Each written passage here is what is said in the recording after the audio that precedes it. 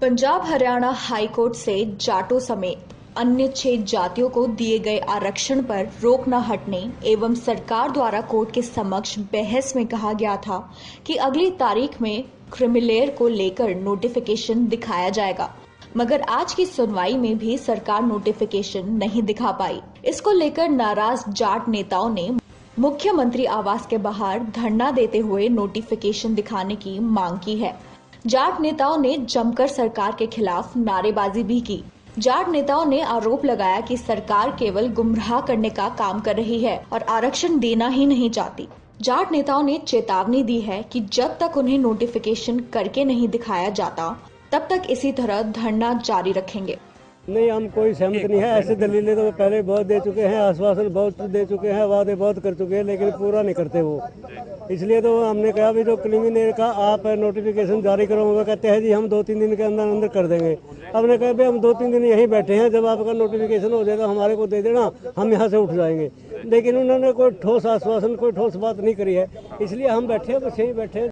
इस दौरान अखिल भारतीय जाट आरक्षण संघर्ष समिति के प्रधान धर्मपाल छोत ने कहा कि सरकार ने अभी क्रीमीलेयर का नोटिफिकेशन जारी ही नहीं किया है, केवल कोर्ट के समक्ष गुमराह करने का काम किया जा रहा है, जबकि सरकार जाटों को आरक्षण देना ही नहीं चाहती। हमने कुछ नहीं कहा, किसी ने नहीं कहा। हमने ये कहा हमें नोटिफिकेशन की कॉपी ला दो, हम सहमत है। अगर नोटिफिकेशन की कॉपी आपने नहीं जारी की, क्योंकि नोटिफिकेशन की कॉपी जब एक्ट पास हो लिया था उसके तुरंत बाद साथ के साथ जारी कर देनी चाहिए थी, और बेहतर होता कि ये एक्ट में ही पास करते इस चीज को, और उसके साथ साथ वो नोटिफाइड हो जाता। लेकिन अलग से अगर नोटिफिकेशन जारी करने तो कर देते ये।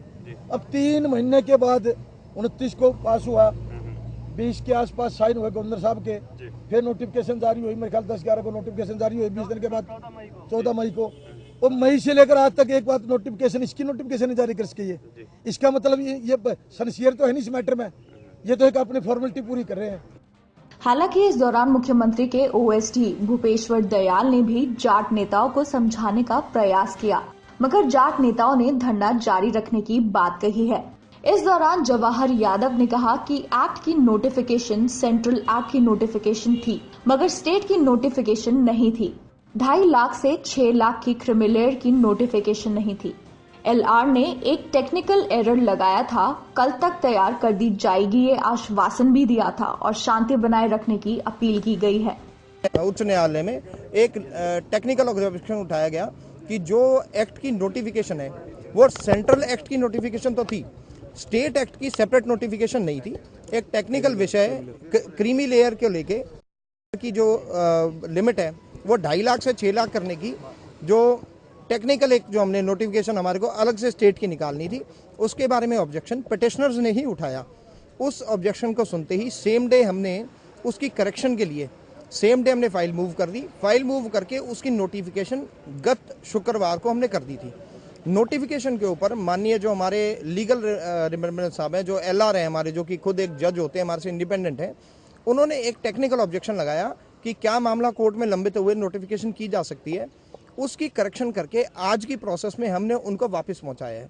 उम्मीद ये है कि कल तक वो जो नोटिफिकेशन है वो एलआर से पूरी होके और फर्दर कोर्ट में पेश करने के लिए कल तक तैयार हो जाएगी।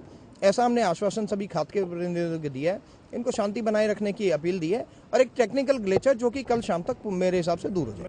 कैमरा पर्सन जसवीर के साथ कुलदीप कुमार की ब्यूरो रिपोर्ट, नेशनल बस के लिए।